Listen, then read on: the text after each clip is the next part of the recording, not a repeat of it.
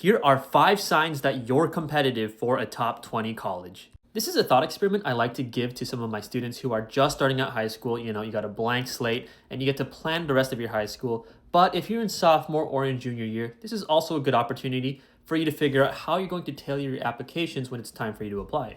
Or if you're in the middle of doing something, to course correct in a direction that helps you be as competitive as possible. Starting with number 1, pick something for your entire application to be centered around.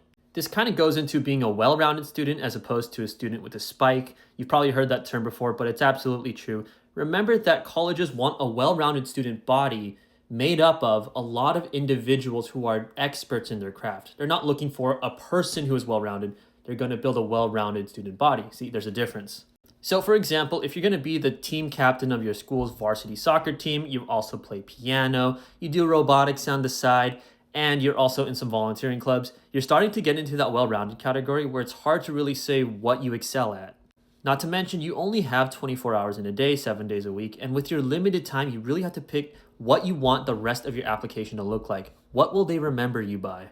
I remember there was a student at my counseling firm a while ago who got into Harvard because she was into scuba diving. That's a pretty unique activity, and she used her scuba diving activities as a way to kind of explore marine biology. She started a blog, I think, and did a lot of research in that area, all because she loved scuba diving.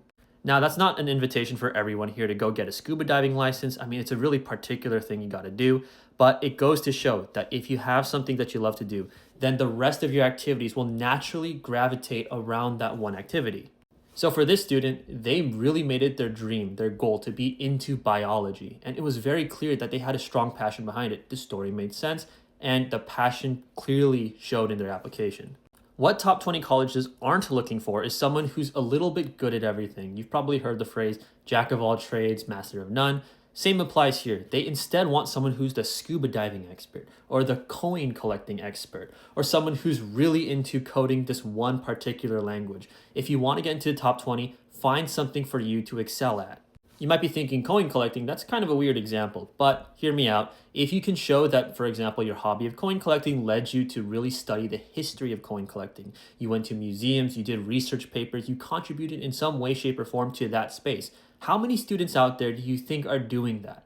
By the time they read your application, an admissions officer will really see a compelling, striking character. That's the kind of person you want to be. As a disclaimer, if you're in your freshman year and you're doing a lot of different activities, I think that's okay. Mostly because you kind of need to try out a lot of things in order to figure out what it is you really want to settle on. But if you're in your sophomore and especially your junior year, you need to find something to anchor your entire application around. It's going to matter.